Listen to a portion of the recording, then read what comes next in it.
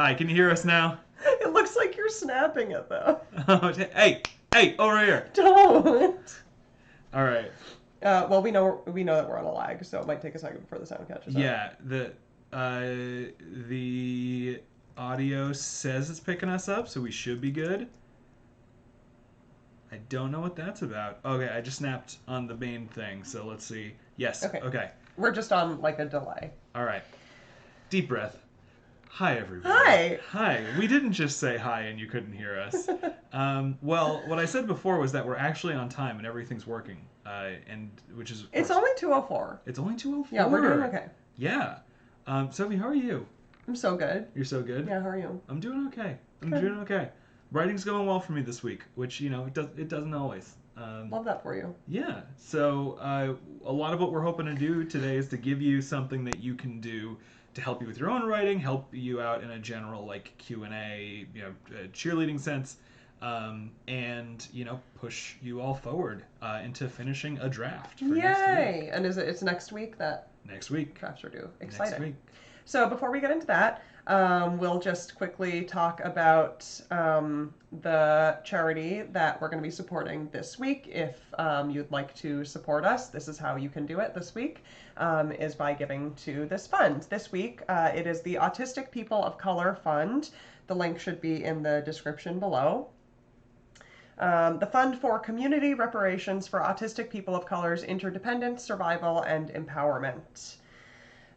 Which is a fund that was created in 2018 with support from the American Association of People with Disabilities Hearn Leadership Award. And since the fund was launched, they've given nearly $20,000 to individual autistic people of color. They rely mostly on small donations from community members to survive, and sometimes donations as small as $5 can make a huge difference in what they can offer to people in need. And with COVID-19, they've had so many more requests for funds. So it's a really good time to donate if you can.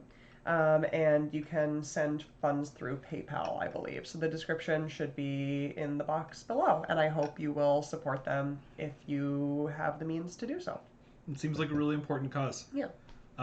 Yeah, you said $5. $5 would be great if you Yeah. have it. Excellent. So go check them out. Go support them. Yeah. Before we get into our lesson for today, we had a couple of samples Yes. that we wanted to We're share. going to read more submissions. Submissions. And again this week, because we want everyone to feel really encouraged about their writing, we're going to be doing a few. So this week we're going to be reading 3 again. Mm-hmm. And the first one I'm going to be reading was submitted by... it's submitted by either Mika or Micah, and I'm sorry, I don't know how you pronounce it. And it's entitled, Just One Big Mistake. The man made his way outside of the building at a calm, steady pace. The bank, Polestar Financial, Inc., he just left, was maybe the only building around that somewhat mimicked the ancient look of Terran buildings. Of rectangular shape, and artificial walls that mimicked marble, since it was not a common resource here in New Elysium, the one and only corporocratic city-state of Venus. He wore a nylon raincoat covering his whole frame to his knees. His hair was mostly hidden by a black beanie, besides the few curls of red hair that fell over his forehead and framed black, tired eyes. His hands each held a bag that exactly matched his pants, dark gray with a hint of black. A car made its way to the front of the bank, on the man's path. The driver lowered the window just enough to peer over it and glance at the man. The driver's own eyes were hidden by sunglasses. There was no way to know what he was thinking, or what kind of answer he was waiting for. "Good afternoon. I ordered a ride, sir." The driver looked down at the tablet that listed the jobs of the day. He looked at the man standing by his window again. Even sunglasses couldn't hide how surprised he was to see a fisherman waiting for him in such a high respected district. "Under what name?" "Engro." The driver raised a hand to remove his glasses. It revealed bushy eyebrows that clashed against the stubbly, asymmetric beard. The fisherman finally earned a hint of a professional smile. "I'm sorry, sir, I did not recognize you." The rear passenger doors unlocked at the push of a button and popped open at another. "It's okay. I get that all the time." Engram took the passenger seat, securely holding the bag on his knees. movement to his side made his head turn, just in time to catch a slender but draped figure sitting on the other passenger seat. The two men made eye contact and simultaneously turned to the rearview mirror, where the driver looked just as surprised as them. "Who the fuck are you?" Ingram pointed at the man, as if talking to him that way wasn't enough. "Who the fuck are you?" The man also wore cat-eye sunglasses with diamonds-like tips that still shone beside the very little light entering the car. "None of your business, sweetheart, and that's my driver." "Excuse me, sir."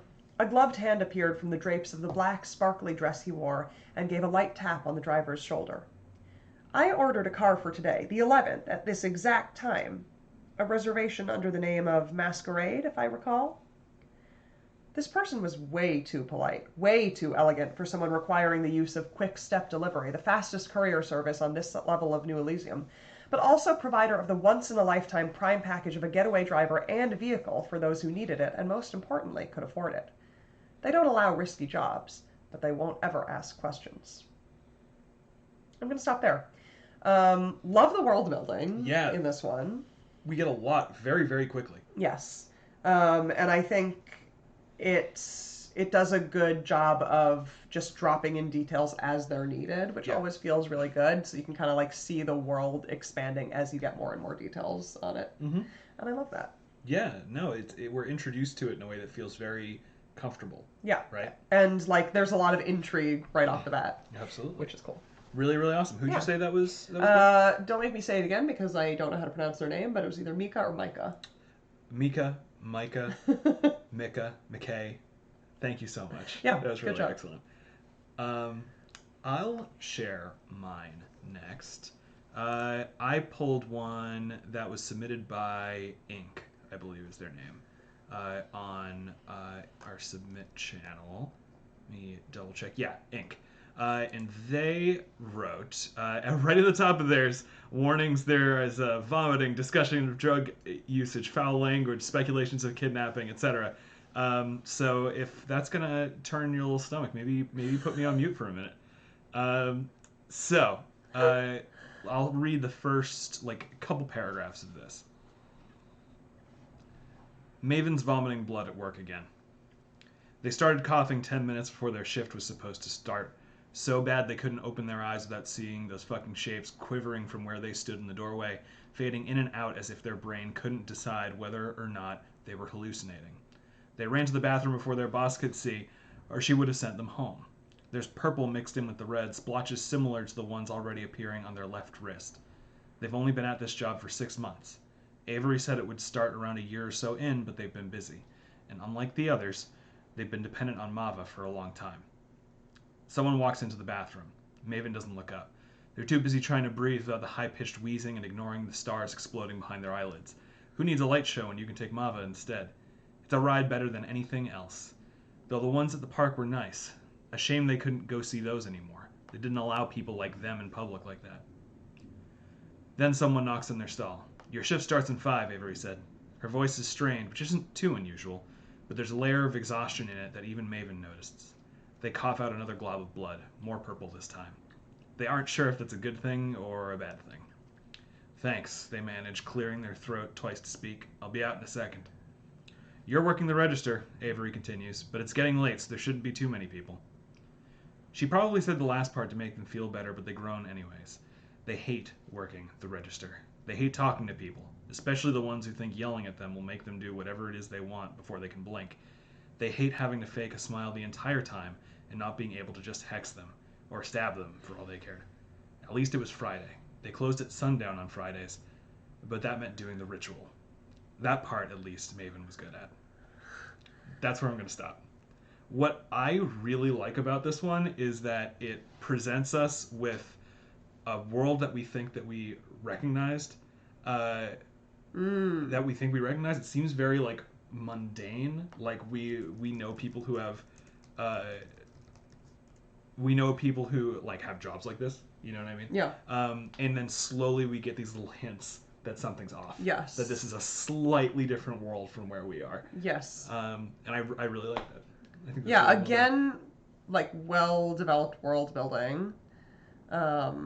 which I really like. And it's also just like good description. I mean, it was yucky, but in a good way. Totally. You know, like it's very evocative. It's actually really hard to make gross description engaging. Yes. You need to be able to like stare at it and find the parts that you can't look away from. Yeah. Which is tough. Yucky. Yucky. Ink, shame on you. So yucky. No, but really good job. Really awesome job, Ink. I really liked this. I'm gonna have to check the rest of it out once we're done here. Okay, so I'm gonna read one more, and this one is a little different. It's a script format, and it might be. I'm not sure if it's audio drama. I kind of assume it is because one of the characters is narrating. So what I'm gonna do, there's only 2 characters, and one of them also narrates, and I'm gonna play both of them. Love you. So what I'm gonna do? Don't lie directly into my face. So, okay, their names are. Oh, sorry. This is by Wafu S, I think. And definitely tell me if I got the pronunciation wrong, because it was Mika, by the way. We got an update on that. Mm-hmm. Yes, so it's called She's Cheer Captain and I'm on the Bleachers. God bless.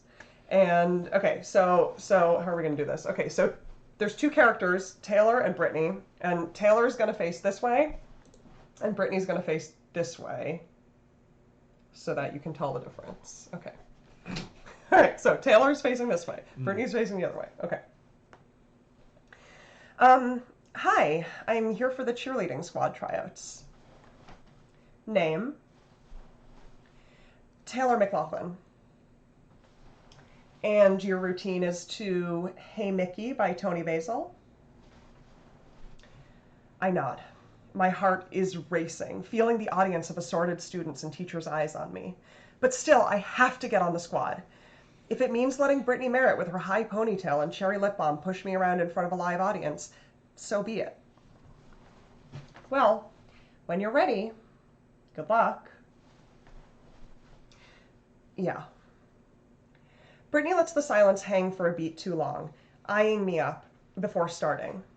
I know she hates me, but we should at least try to be professional. I do the moves how I always do them at home.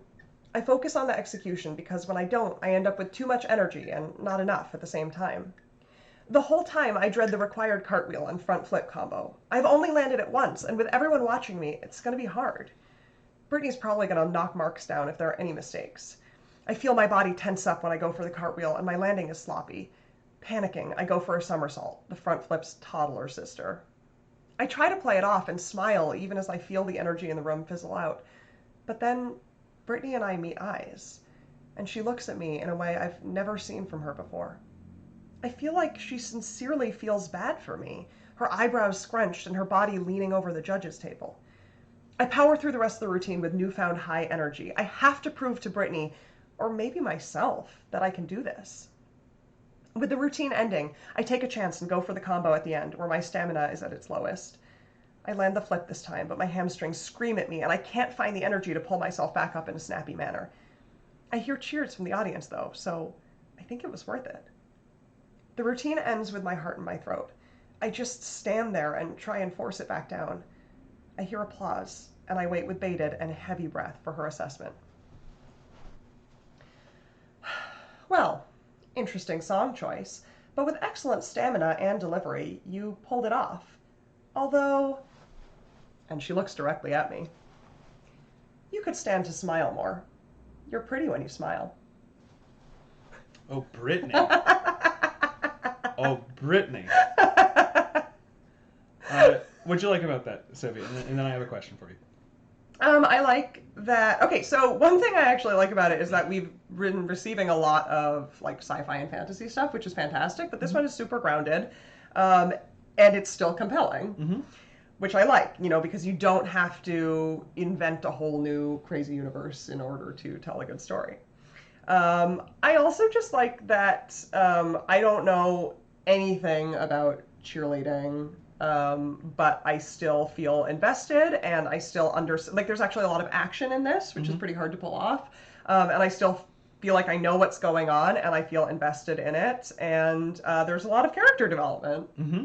There absolutely is. Yeah. I think that even if you're a person who, like me, doesn't care about sports at all, you can learn a ton about, like, shifting tension and keeping an audience's interest by watching really good sports movies, or actually, I especially like really good sports documentaries. Red Army is one of my favorites. It's about hockey. I don't care about hockey. I've never watched a hockey game in my life, and I'm like glued to my seat while I'm watching that. And I think that it's because it can translate the conflict of the game into something that is engaging to all of us, right? Yeah. This does that really, really well for cheerleading tryouts, which, again, I've no personal connection to, but I'm invested. Yeah. So really good job. Yeah, for real. So the question that I had for you. Yes. We have a question from the chat. So if there are 2 roles in this, why did you read both? I am starved for attention. Mm-hmm. Right, because screaming across the apartment and expecting me to run over and see you at all hours is not enough. No. That's true. You're one person. Yeah.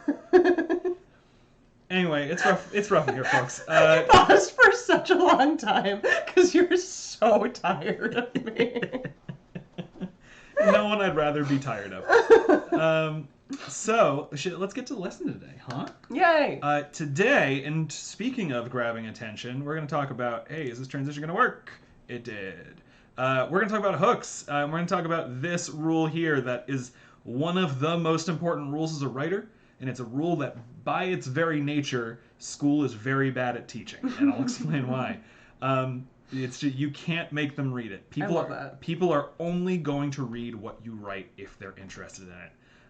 Which is intimidating. 100% it's intimidating.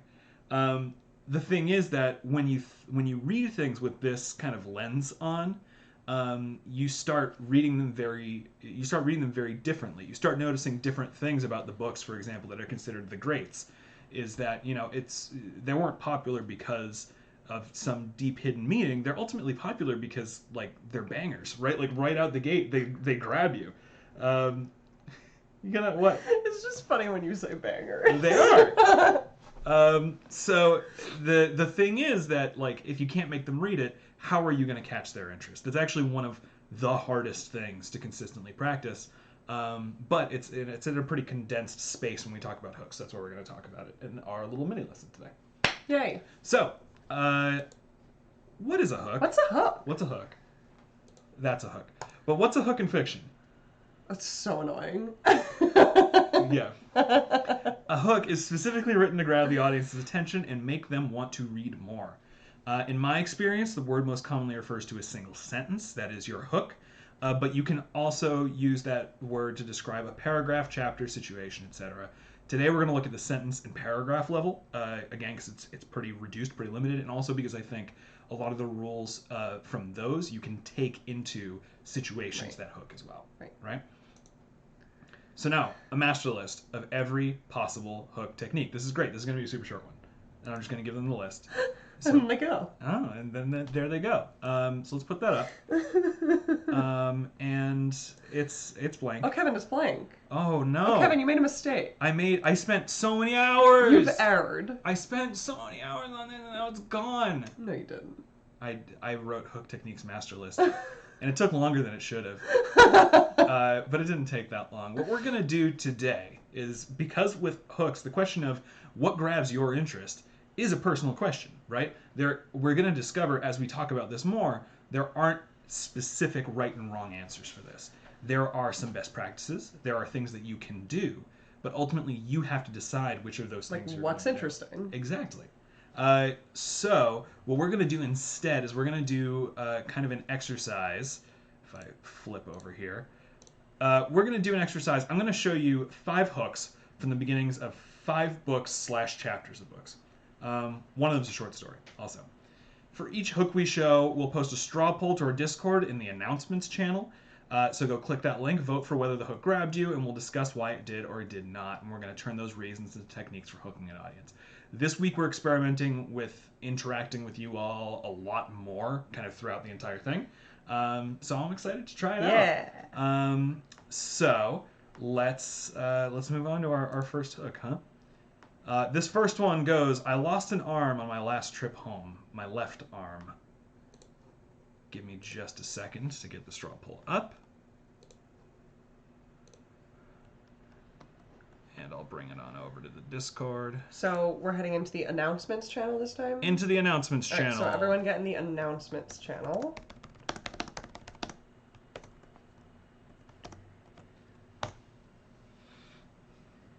There, it's now up in the announcements channel.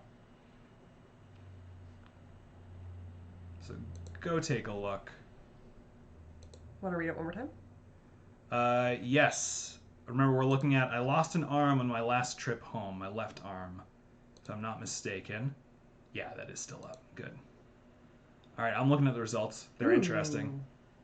Yeah, straw poll's kind of cool, huh? Yeah, I didn't know that we would get the results live like this. Yeah. In a minute, I'm going to project it so that all of you can see it, but I want you to be able to see the hook itself as long as possible.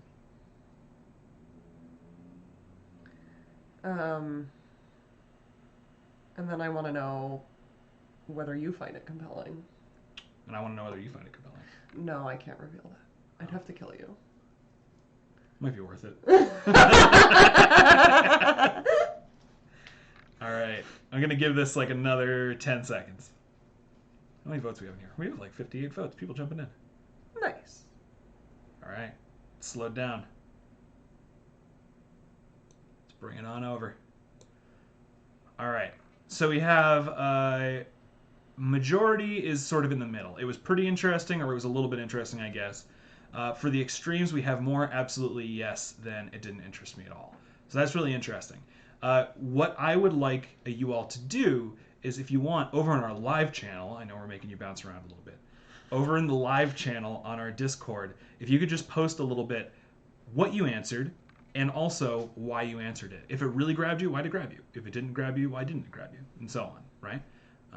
And we can talk about whether it grabbed us. I'm not gonna lie. I put this presentation together, so I like all these hooks. Okay, why do you like this one? I really like this one because it sort of immediately raises a mystery for me, and a mystery with high stakes. Mm-hmm. Something has immediately been lost. The additional detail. An arm. Yeah, exactly. The additional detail of which arm it is makes me wonder if that's significant, why that's significant. That's what really grabs me. Mm-hmm. How about you? I find it kind of interesting. Interesting. No, kind of interesting. Super interesting.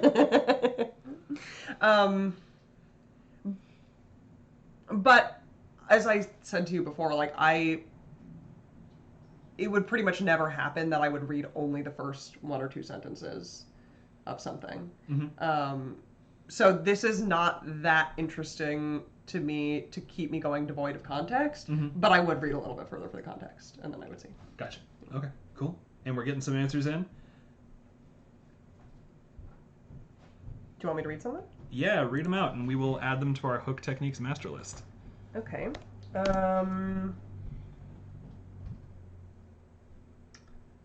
How about, it feels like it's too dramatic. It's trying hard to pull you in with weird stuff. I'm going to read at least a little bit longer to find out what happened.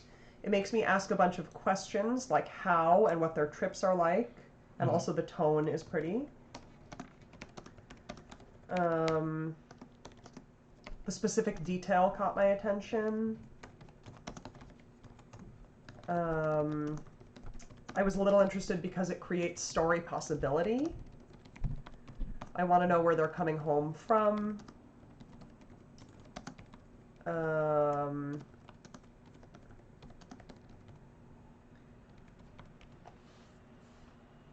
Why did this person lose an arm? What happened? Why specifically the left arm? It was a little interesting because the arm being lost was interesting, especially since it was going home.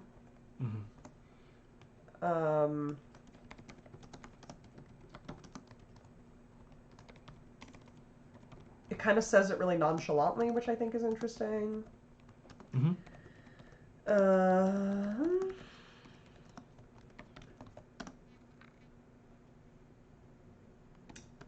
By the rules of storytelling, I'm buckling in to hear what's so special about this specific loss. It's not immediately hooking, but I'm willing to read on. It sets up several incredibly interesting ideas that the reader immediately wants to know more about. Cool. Interesting. Sorry, I got out of frame. That must have been very upsetting. Oh my god. So I've got a couple of these down. What I'm trying to do for our hook techniques master list is I'm trying to write down positives, things that you should do. That doesn't mean that if you didn't like it, I'm not writing anything down. That means I'm trying to turn your negatives into positives, right? So, if you shouldn't do this, then what should you do? Enjoyed the narrator's voice. That was a positive. Interesting. Establish clear voice. All right. We've got some techniques down. We will share the master list in a little bit. If you like this hook, if you want to read more, this is from a novel called Kindred by Octavia Butler. Octavia Butler is like one of the greatest of all time science fiction fantasy authors. You gotta read her stuff. She's so good. And Kindred is an amazing time travel story that also gets really brutal. So definitely only go into that if you got the stomach for it. But I love that book. This one's a little different, huh? That's a big old block of text. Do you want to read this one? Sure. Sophie? I like this one. Mm-hmm. Yeah. My name is Mary Catherine Blackwood. I am 18 years old and I live with my sister Constance. I've often thought that with any luck at all, I could have been born a werewolf because the 2 middle fingers on both my hands were the same length, but I have had to be content with what I had.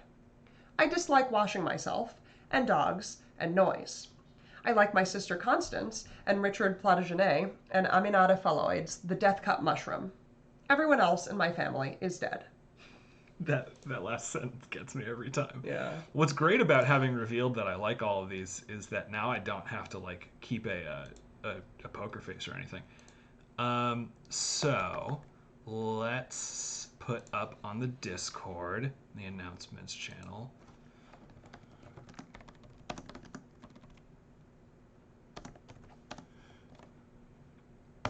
There's our next straw poll. It's up in the announcements channel if you want to go vote. For this second one, did Mary Catherine Blackwood grab your attention with this paragraph? A little bit different. You said that you like a longer hook. Yeah, or at least I'm open to one. Mm-hmm. Like I don't need just the first sentence. Interesting. To be all that there is. Mm-hmm. And in a lot of cases you can't get across what you need to get across in one sentence. Oh, absolutely.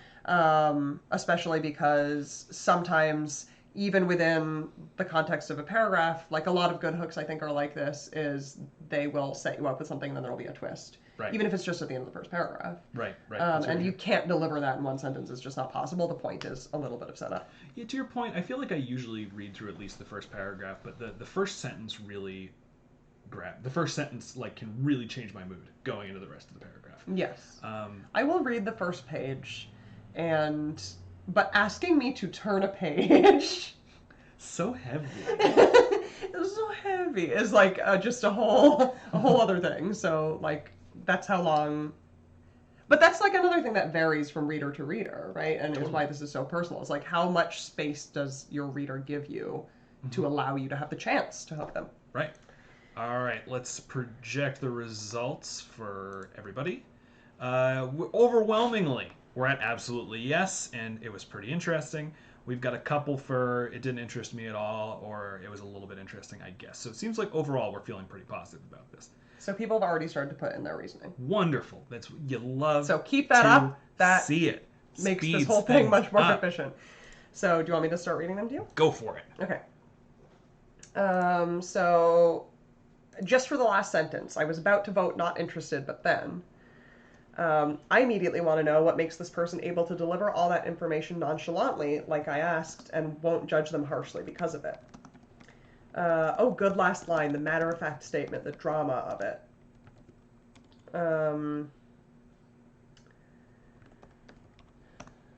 It starts off with a very basic character intro in a very childlike manner, so when they switch to that last sentence, it's extra jarring. The longer it went on, the less I was interested, but then the everyone else is dead part hooked me, so pretty interesting. I had trouble focusing on it because of how long it was. I needed the information sooner. Mm-hmm. I think it's so funny how many people are bringing up My Immortal. 'Cause,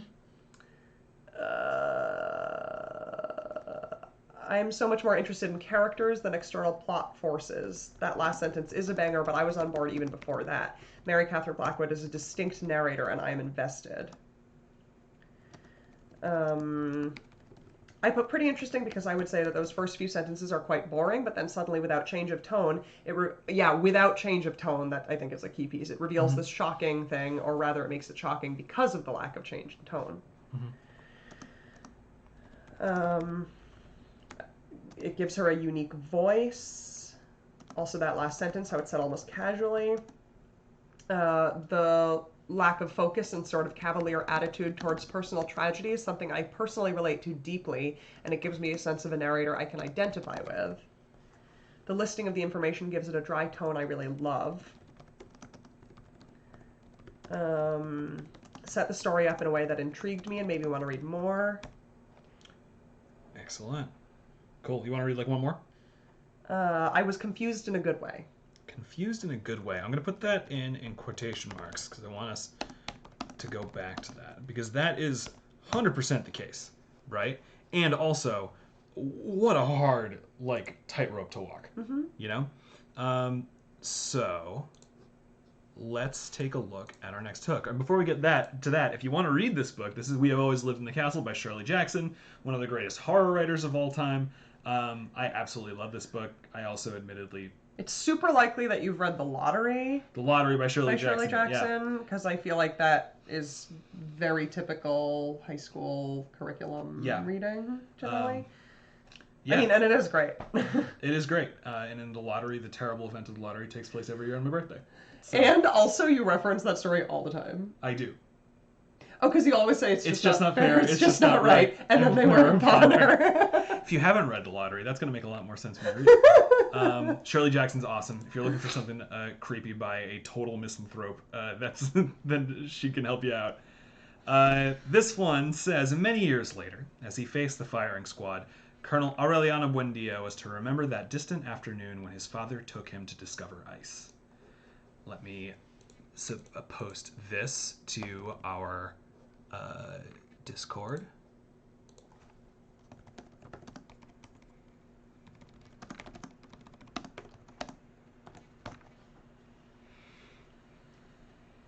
And same thing, you can, once you fill out the poll, you can also give us your reasoning. Right. Vote in the poll, and once you have voted in the poll, tell us your reasoning on the Discord. And while they do that, there we go, votes are coming in. While they do that, Sophie, how do you feel about this one? It doesn't interest me that much. Mm-hmm. And as I mentioned to you before, this is actually a book that I have read and did enjoy. Mm-hmm. So, you know, first sentences aren't all there is to it. Totally. I mean, what's funny is that this is a book that I absolutely love the hook. And then I actually have never finished the book because I always run out of stuff. So I've actually put in the time with this book. Totally. No, but that's really funny. But I think that's interesting. Yeah. Right? Okay, so, I mean, the funny thing about explaining why it doesn't appeal to me is that, once again, it comes down 100% to personal taste, and none of it is reasonable. Oh, absolutely. So my reasons, which are totally unreasonable, are like, okay, I hear about a firing squad and I'm already like, oh, I'm out. Like, yeah. I don't want anything about, like, I don't know, war or prisoners of war or like execution, like that. Not that I haven't read anything in that context that interested me, but that is not something that will intrigue me.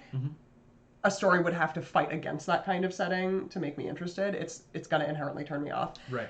And we also hear about, like, a father-son memory, which also I'm like, yeah, grow up. Like, I don't care about that. Yeah, no, I see a father-son memory and I go, that's sweet. Sure. Yeah. Okay.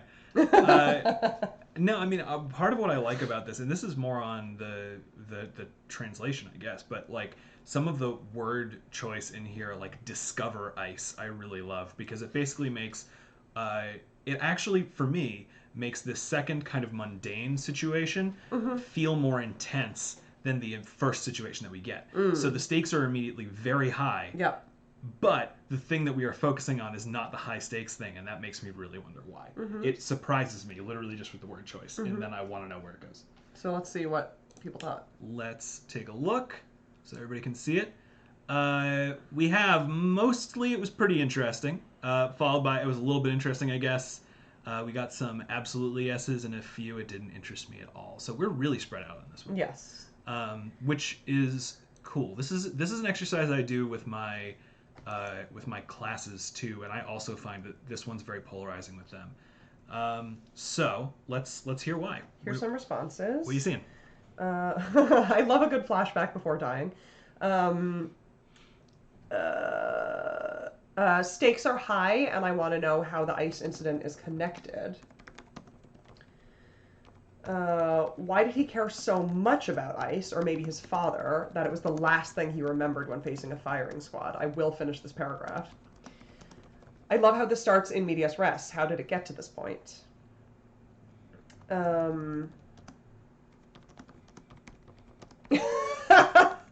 Ice is chill, but I'm instantly turned off by the military. I can't get attached to someone with the title colonel. That's totally fair, right? It's so funny. I mean, the thing is that's where I am. Yeah. And it's not that it's reasonable, right? There are like tons of really good books, including this one. Right. That have that kind of content, but it's like, look, you just inherently are interested in what you're interested in. Oh, absolutely. And I mean, one thing that I want to make sure that we're totally clear about with this is that in your answers, be as unreasonable as you want. Yes. So I love this. This is just about personal taste. Yeah. And we'll come to a conclusion about it once we've kind of established personal taste. I really liked it because it creates drama, but implies that it is going to jump back in time to a previous moment. Feels like required reading in English class, and I don't like it. It probably is required reading in some people's English But you know, classes. and I don't think that we have time to get into it now, but I am interested in what things have the flavor of required reading in English class. Because I know what that, I get that. Yeah. And I'm interested in what makes people feel like that. I voted absolutely yes. I want to know how he got to the firing squad, what his relationship with his father is like, how that day led to this. The whole idea of him discovering ice is really parental and interesting too, and sets us up for interesting character voices. I like how it introduces the main character, ? And the kind of setting they're in. I have a bit of a fondness for stories that start you off with knowledge of how it ends. Conversely, somebody else said, I have trouble getting invested in characters if I believe they're going to die. And again, I love that because it's like two people have completely contradictory interests and needs. And I'm writing them both down. Yeah. And we'll talk about what to do with that in a little bit. Let me grab like one more. Sure. I think we still have two more of these to go through. Isn't that the other? Did they clock the... Yes, actually, Rock totally clocked it. This is Gabriel Garcia Marquez. Yeah. Setting an interesting tone and high stakes.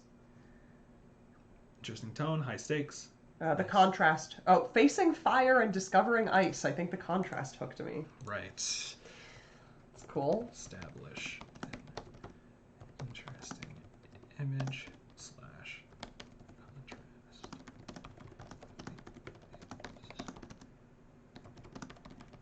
All right. Cool. As I think it was Rock pointed out, this is from 100 Years of Solitude by Gabriel But I think Garcia they just Marquez. guessed it. Just guessed it? Yeah, they said, oh, this reminds me of Marquez's style, but it is him. Yeah, absolutely. So that's really interesting. Let's take a look at another one that's a little bit shorter. Someone must have slandered Joseph K. for one morning without having done anything truly wrong. He was arrested. Let me put that pull up.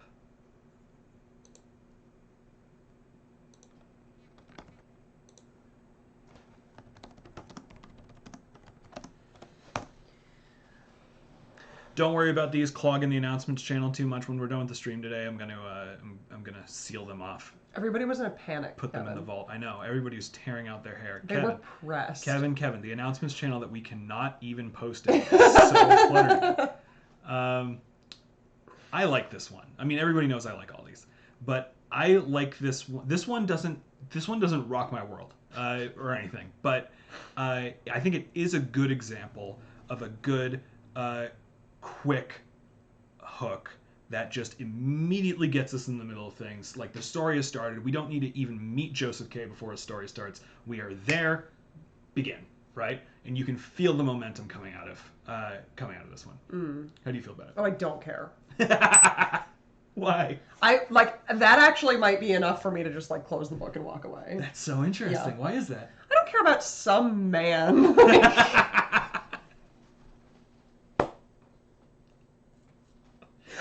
I don't care. You're never allowed in my real classroom. Can you imagine? No.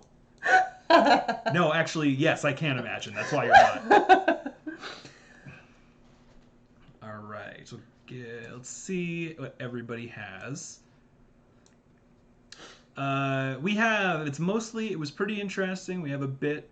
It was a little bit interesting. A little bit less. It didn't interest me at all. And very, very few absolutely yes. So that's interesting. Now it seems like we have a lot of people who are already writing down why it's grabbing them. So let me know. We'll add to the list.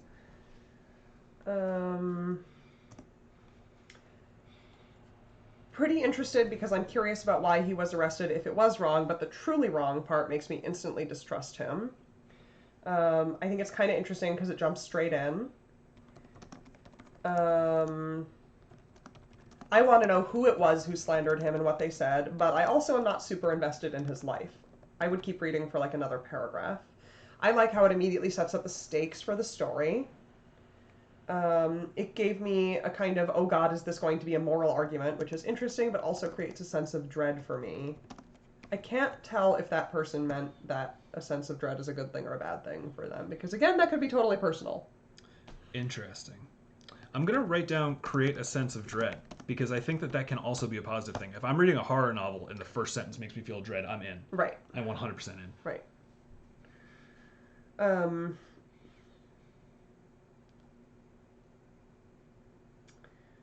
I love how the perspective immediately set in bias.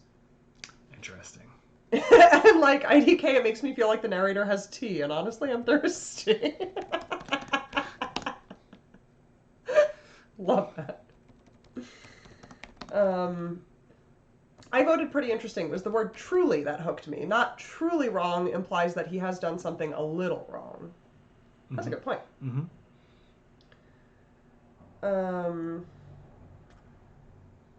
I voted absolutely because I love an underdog. I like that. This is an interesting voice. Why do they assume the person is falsely accused? Why the heck are they casual enough to say Joseph K, but not just Joseph? This is also in translation, right? So I don't know if this is in translation, but it was also this person's style. Okay. That all of his stories read like that, I think, except for his most famous one. Well, sure, but I just don't like. Definitely, certain languages in translation names come across really weirdly because they're not traditions, but just like the way they use names, or like if you read, Russian in translation, people's names come across really weird. That's very true. That's very true. Give me like one more. The most interesting thing about this one is that it conveys his sense of like I didn't do a thing and his situation in a single sentence. Interesting.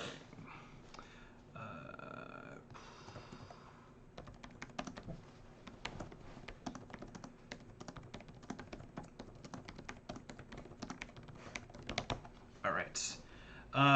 Cool. And now we'll take a look at our last one. That was from The Trial by Franz Kafka. You're probably noticing something about the authors that we're trotting out here, which is that they very much are English class authors. That's not by accident, and it's not just because I'm an English teacher. It's about 80% because I'm an English teacher. But I want to talk about what you can kind of get out of that after this. I'm not saying that only great works of literature have good hooks, but I want to loop back to that in a sec. Our last one is my last night of childhood began with a visit home. Last night of childhood began with a visit home. This one is going to be a little different, and I'm excited for the twist. But for now, let's all pretend that this is just like all the other ones. So for now, let's just vote on it. Well, as far as they know, it is. Yeah. Um, so take a look. You know the twist, Sophie. So Do you still want them to put in their first vote? Yes, absolutely. well, their explanation? Um, let's get a few explanations for this first one. Okay. I'm just curious. All right. Now that's interesting as it's coming in live. One of my favorite things about doing this exercise is that also when I do it in the classroom, the clear like breakaway hits and the clear like ones that nobody likes are different every time I do it. And it's super fun to hear people's perspectives on that. Let's see. Got a few. Do you want me to start reading them? Yeah, go for it. Okay. I want to know what they mean by the last night of childhood. Instantly hooked by the idea of childhood ending abruptly.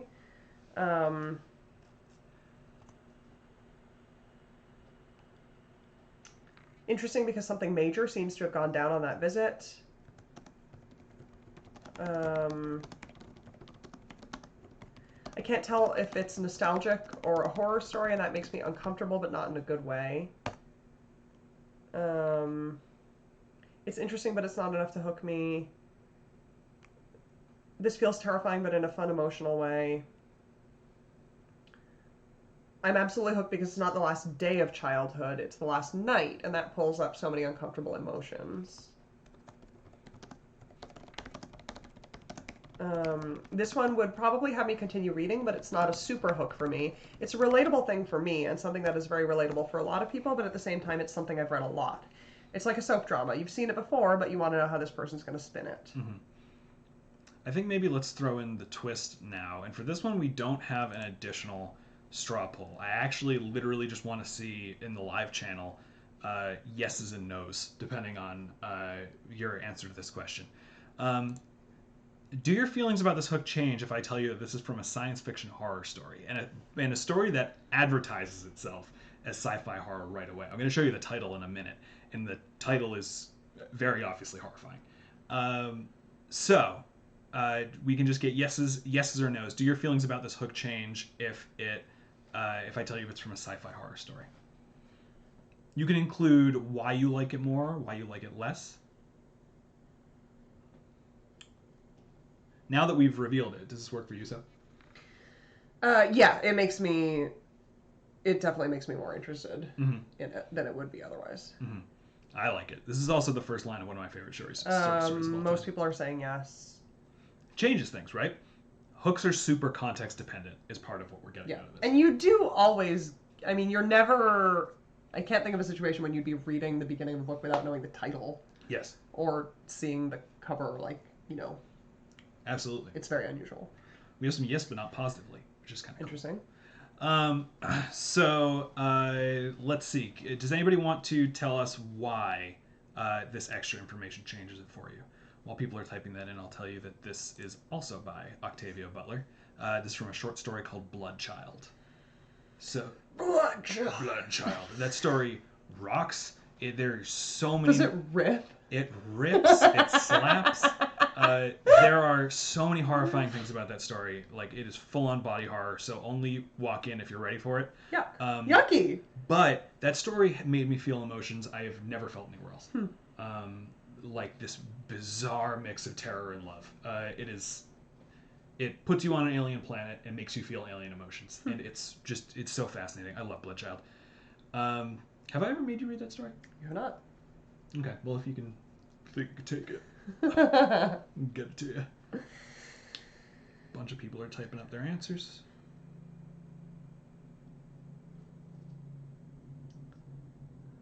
I think it's interesting that, like, some people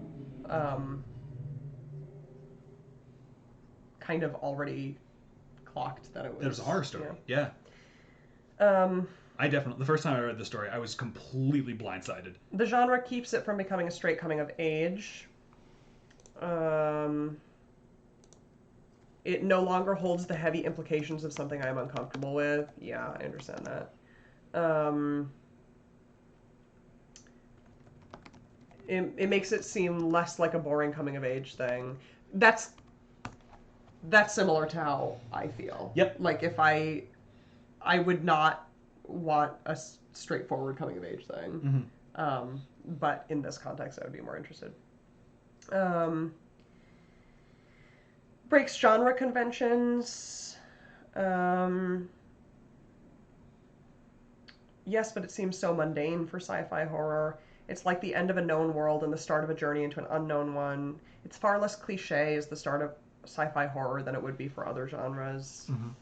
I know it's not going to be boring about being sad that you're too old for kids' toys or something.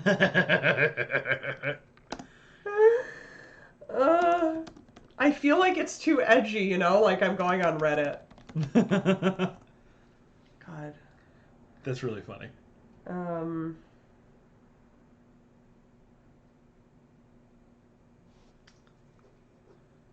Now instead of, my parents made me grow up, I'm an adult now, it means, oh God, this bad thing happened and I was forced to grow up instantly because scary, and I like that a lot. Mm-hmm. In this story, I do want to warn anybody in case they decide to go read it. In this story, it is kind of both of those things. There's definitely some parent stuff going on in here, just not in the way we ever usually see. I love it, but definitely like if any of that triggers you in any way, this is not your cup of tea. I really would not recommend it. It is called Bloodchild. So. Yeah. All right, so those are our 5 hooks. Thank you, everybody. And what we're finding is that we have radically different tastes. So the question is, what hook techniques work for us? I am now going to bring this list over. When the presentation's done, we'll make sure you have access to this. But some things that I got out of what you said. A good hook makes you ask questions. We can ask how, when, or why is this happening? Gives specific detail that can grab attention. Can create story possibilities the audience can see that can grab attention. You can surprise the audience. For example, we had home as a safe place. Being in danger, going home is kind of a shock, right? We have that mismatch. You can establish a clear voice. Give a surprising twist based on established facts. A matter-of-fact statement of something extreme, a tone mismatch that makes the surprise hit harder. A short, punchy hook can keep the reader focused, but introducing a strange or interesting character or point of view, or introducing a relatable character or point of view, or introducing a surprising or interesting relationship immediately can also grab focus, and those probably take a little bit longer than a short, punchy hook. Someone wrote confused in a good way. If we have time, I'd love to go back to that. You can set the stakes high early. I heard a bunch of people say that. Suggest a connection that doesn't immediately make sense but is engaging. Start in the middle of the action. Create drama immediately. Give a sense of how the story will end, and don't give away how the story will end. I'll tell you how to make sense of that in a sec. And establishing an interesting image or contrast to make the audience stop and take notice. Word choice that can make you immediately distrust the main character, makes you ask if you can follow them, you want to read more to find out.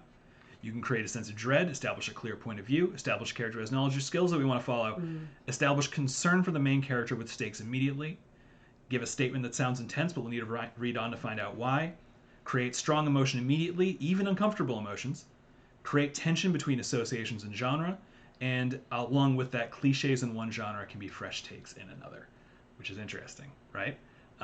This is our list, and again, we're going to post it so you can use it. But it's a little nasty of us to say we're going to tell you how to write a hook and then give you this list of techniques, because I don't think there's any way to do all these at the same time. We agreed on that? Right. Yeah, I don't think that there's any possible way. Right, this is sort of why I want to talk about style very briefly here, right? One thing that people ask sometimes is, how do I establish my style? How do I make sure that my style is different and unique and engaging?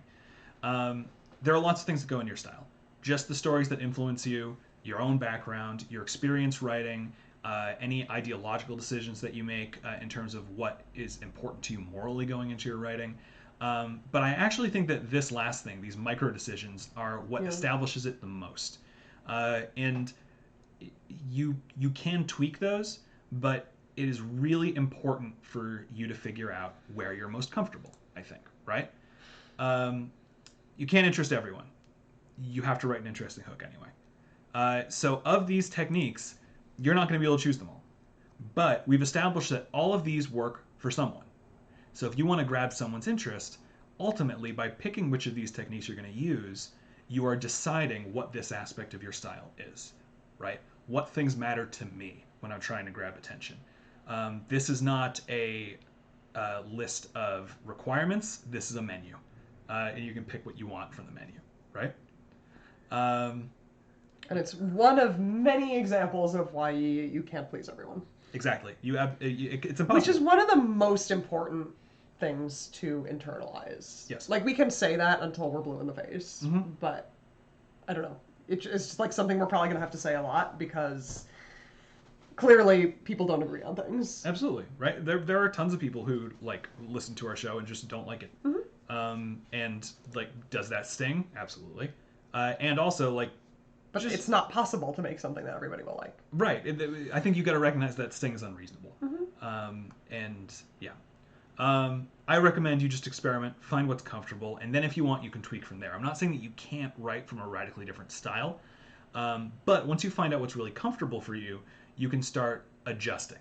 Whenever I have to write an episode from like Rilla's perspective in the Second Citadel, her mind is much more directed and rigid than mine is, which is very like pew pew pew pew pew, just like that. Going into those scripts, I know I have to prepare myself to fight back against some of my style, right? But establishing what you do by default can be really helpful in that front. Right? I just want to say that I put my leg up on the table and it jiggled the camera, but I caught myself and put my leg down before you said anything about it. So proud of you. Thank you. You're stuck at home. So you might as well do this work. Full draft of your story due by next Saturday. Oh my gosh!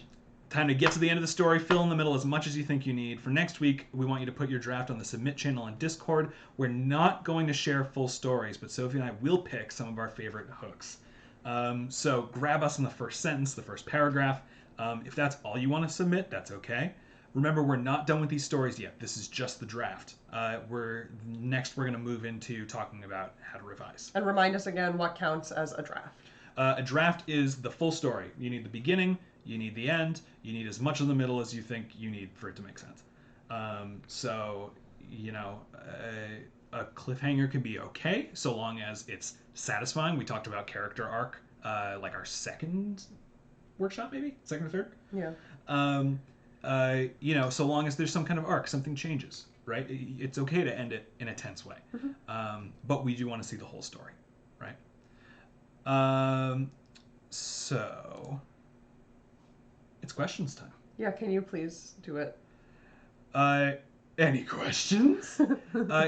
Along with, you know, we have a YouTube chat here that is not for official business. Why don't you tell us if that is an ancient meme and we're dinosaurs over there? David S. Pumpkins? I don't know. Everyone loves David S. Pumpkins. I know, but maybe we're old. I didn't watch that when it was on SNL. Like, I only caught up to it recently. Right. Okay, so it's funny to me, so it can't be irrelevant. Okay. So, if you have any questions, this is the time. Go submit them over in the live channel In the Discord. Yeah. We're ready to take your questions now. Oh, that's a very good one, actually. I want to start right away. Ace, they, them, asks, do hooks have a place other than the very beginning of a story? Yes, 100%. This is actually a shortened version of the exercise that I use in class. One of the hooks that I use for my class is at the beginning of a chapter. If you've ever read a book where it's really, really hard to put down because you're like, I'm just going to see the beginning of the next chapter, and then you see it, and it's 4 in the morning, and you're doomed. That is often because the author is very, very good at a hook at the beginning of each chapter. Really, really good authors of tense page turners put a hook at the beginning of every paragraph, which, if you're not skilled with it, can get very disorienting. So you do need to be careful.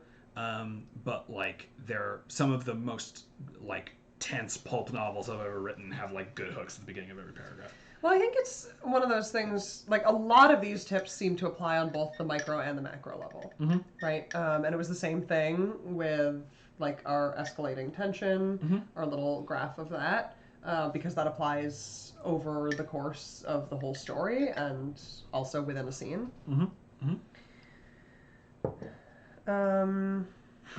How long did it take you to decide what hook to use for the penumbra? Did you feel like it was effective? How would you change it if you could now? How do you hook at the beginning of each episode to keep your listeners listening over time? I feel like we could answer just some of this. This is from Gold Rogue. That's a very good question, Gold Rogue. I was actually thinking about this when I was putting this together, and I don't love the hook for a whole series. Well, there's kind of two, right? Because there's like the penumbra and then there's Juno Steel. Right. And we were talking about like the whole penumbra framing device and how like annoying it is for us now. Yeah.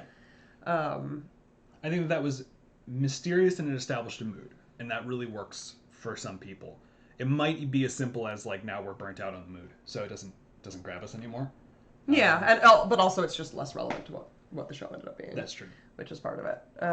And for the Juno Steel series, thinking about that as a hook. I like it okay. It's not my favorite. It relies a little bit on finding the genre inherently engaging. Yes. I think that one of the big surprising things that hooks you in there is sort of the genre surprise. Sounds very noir, and then we're on Mars. Right. That being said, the other thing it relies on is something that you won't have in every medium, which is the actor's voice. Yes, absolutely. And I think that functioned as a hook for some people. And if you're like writing a novel, you're not going to have an actor. Yeah. I would say I think much more about hooks now when we're writing individual scripts, but also we have a leg up now. In some ways they're a little bit easier because sometimes the hook is as simple as a character that you know does something that you don't expect. Knowing the character can really establish that very quickly. Beginning of Shadows of the Ship is kind of like that. Because we're seeing things from Vespa's point of view. A lot of things that Juno is saying are like, what are you doing, dude? What's up? So there's that disconnect there that I think immediately grabs you. Eli Summers asks, should your hook be more or less engaging than your climax? I think it's just different. Everything should be as engaging as possible. Yes. Yeah, it is just different. Yeah, remember that the climax is not the moment of highest engagement. It's the moment of highest tension. And tension can be engaging, but the thing is, there's really no way to map the moment of highest engagement, I don't think. I think it's going to be different for different readers. Yes. Well, yeah, and it's also just like a good hook is good for different reasons than a good climax is good. And because there's like a joy that you get from like discovering something for the first time. And that's like a good hook. And then there's a completely different joy that you get from when everything comes together. Yeah. And that's a good climax. And like they're just not similar at all. Right. Satisfying in a very different way.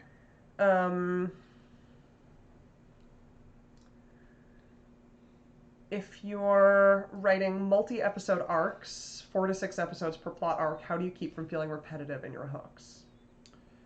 For each episode, I'm imagining they're asking. I guess. If you're writing a multi-episode arc, my guess is that the organization for the arc, each episode has kind of its own mini purpose. Even if you didn't set out to plan it that way, if you go and look at it, you'll see that each episode has its own slightly different flavor, its own slightly different vibe. And as a result, you should be able to hook the audience a little bit differently each time. We definitely thought about that with our terrible mistake, this 6-part finale for Second Citadel last season. It'll be easier, we said.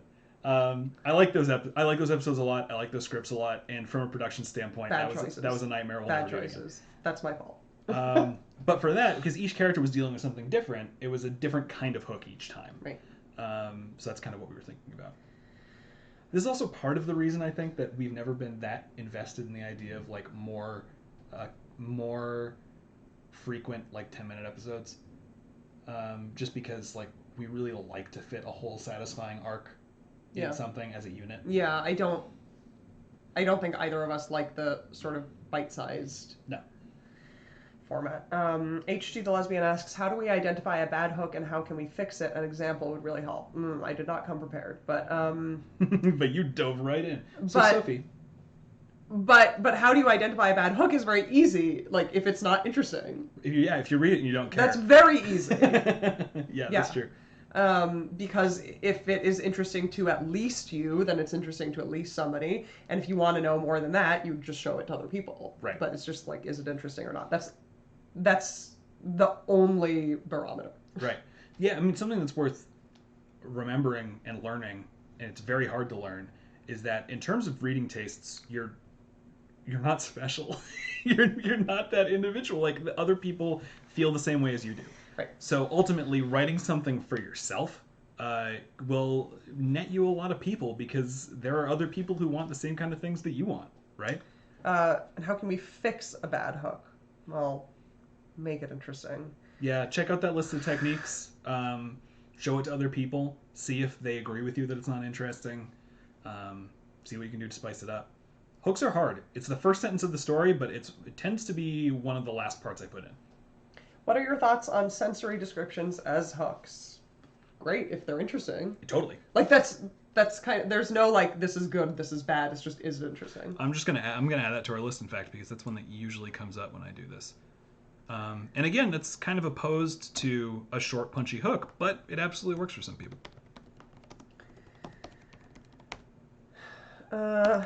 Just Another Human asks, can you use a plot twist as a hook if you start in the middle of the action, or would that be too confusing for the reader? I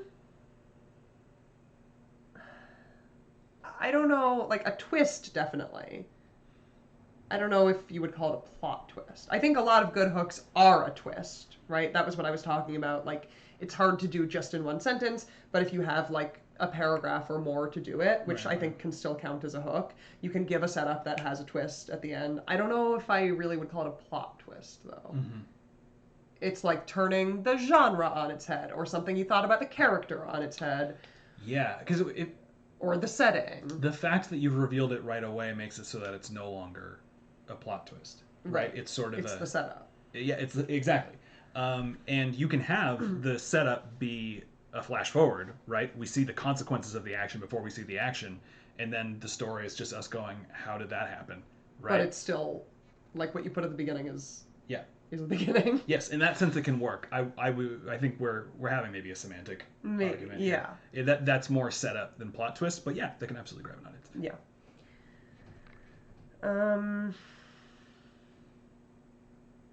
How can you... Kiara asks, how can you tell if your hook is too much, if it goes big but not home?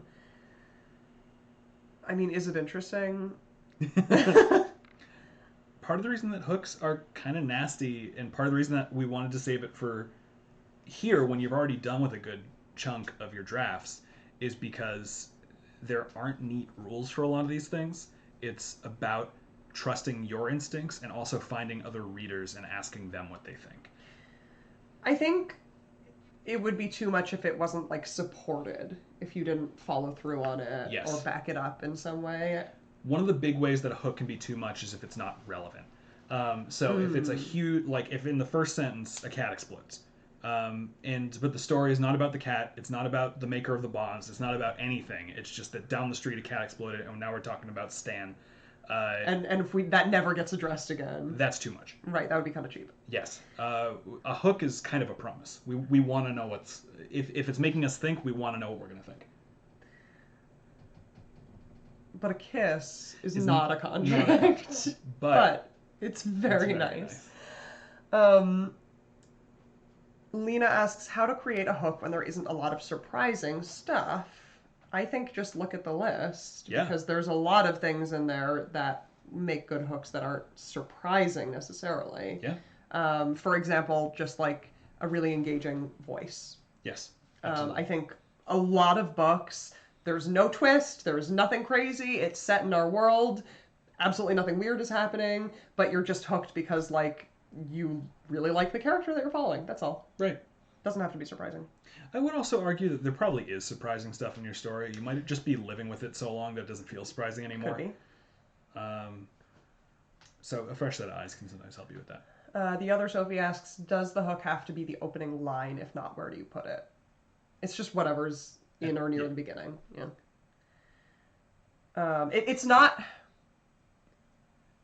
I feel like maybe there's a little confusion of like, here's a tool that you can put somewhere. It's not that. It's Right. like we're talking about beginnings, Yes.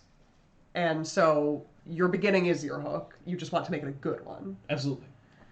I think last week we were reading submissions that people put in that were like 2 pages long, and we refer to something at the end of the second page and say that's a great hook. Right. Yeah. So it really doesn't have to be like the first sentence. No, I would say you want to make it as early as you can, because the longer you delay, the more likely The reader's going to just put it away and say, I don't want to read about some man, and walk away. Absolutely, right? Or with Bloodchild, I don't want to hear another story about some cranky kid, right? And then you read a couple sentences further than that, and things are immediately bizarre, right? So it is your responsibility, if you want people to read what you write, to grab their attention quickly. Otherwise, they're not going to read it. But you get to decide how you're going to do that.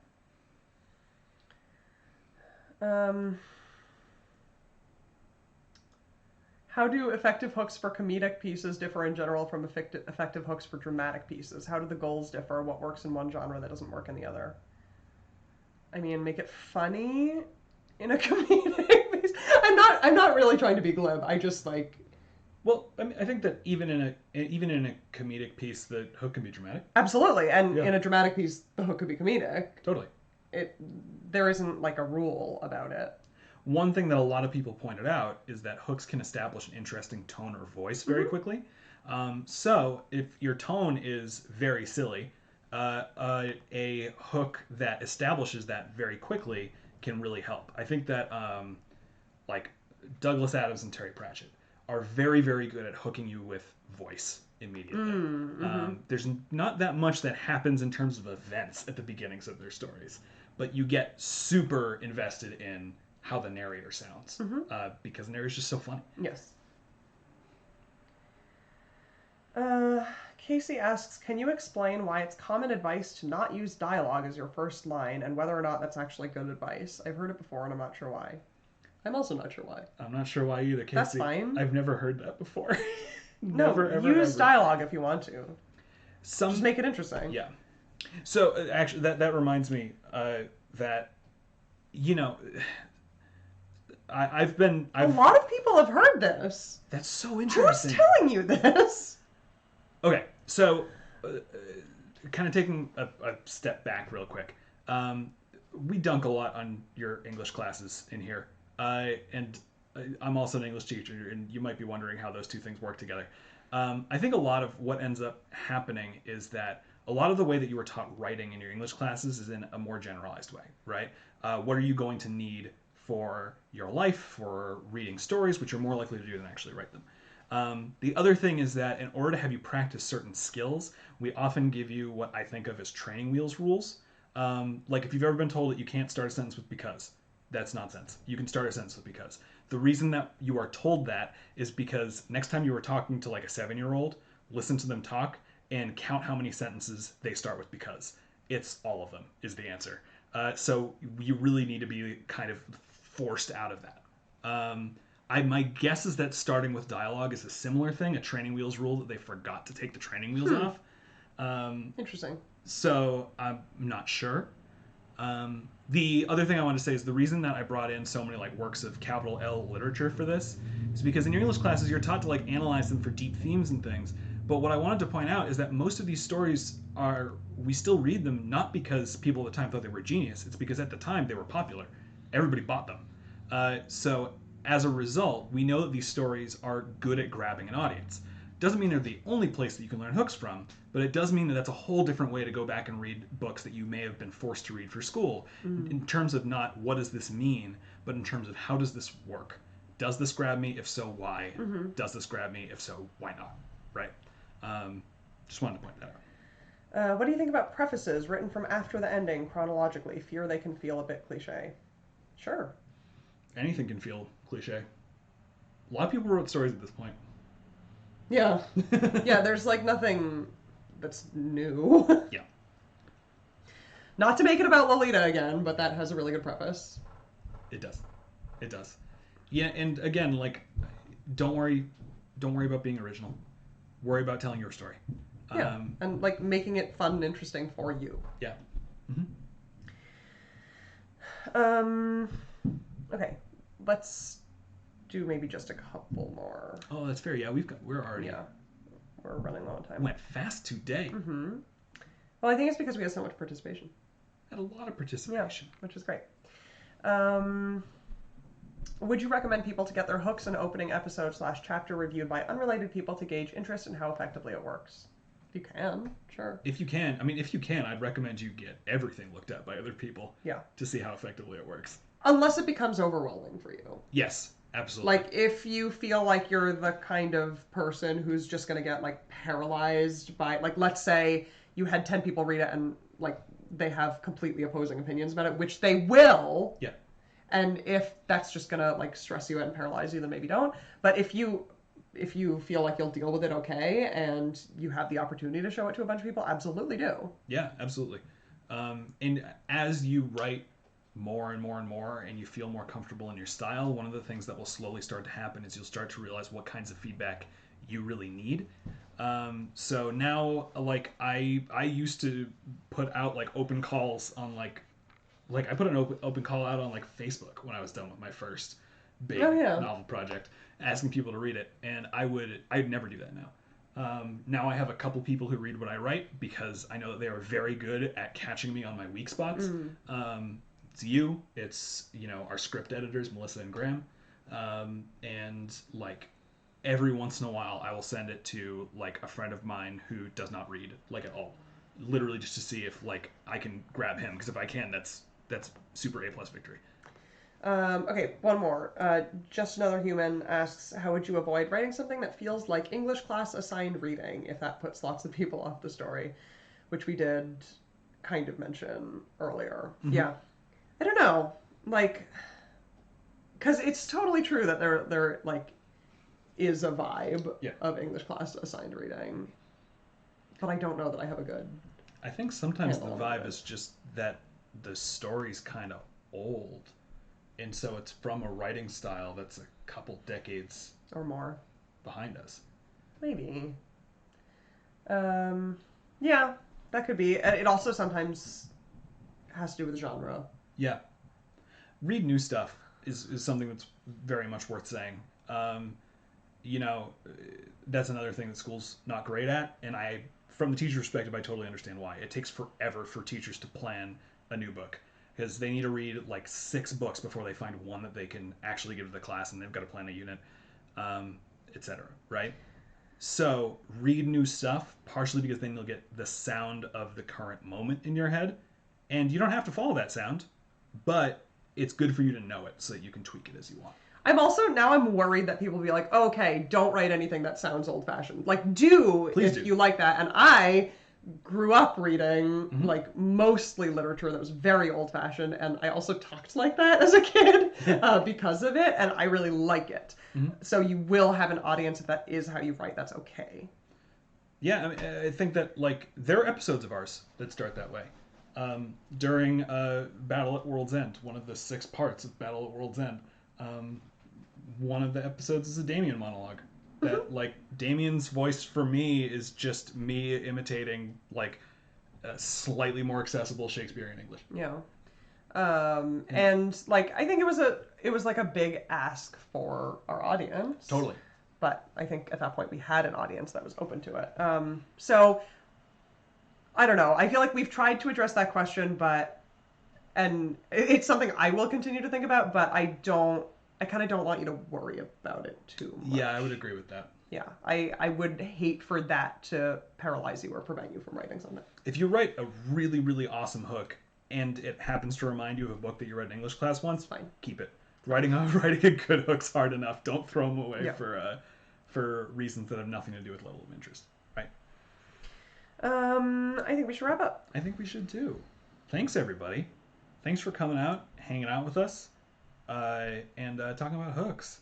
I'm so excited to see people's drafts. Drafts next week. So we're looking for about 500 words of a draft? About 500 words. I think that, you know, I think our focus for next time is going to be try to hook us at the beginning.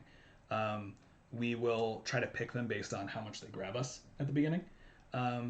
Which it also means, like, you know, that you're going to be dealing with our personal tastes. So which you were all along. I mean, Oh, everything about this entire workshop is just our personal tastes. Absolutely. So about 500 words of your draft. Wonderful. Your full draft, and which is going to be done by You next will week. have written a story. That's so cool. If you're feeling really stuck, because I know that some of you are, remember, nobody has to read your rough draft. You don't need to show it to your group if you don't want to. Just having something that goes through the story arc, even if it's more summary than anything else, will be way easier to go back and fix it later. Yeah. So and then we'll talk about that. Yeah, and just power through it. You can do it. Yay. Yeah. All right. Keep it up, everyone. You all got this. Good work. See you next week. See you next week. Bye. Bye.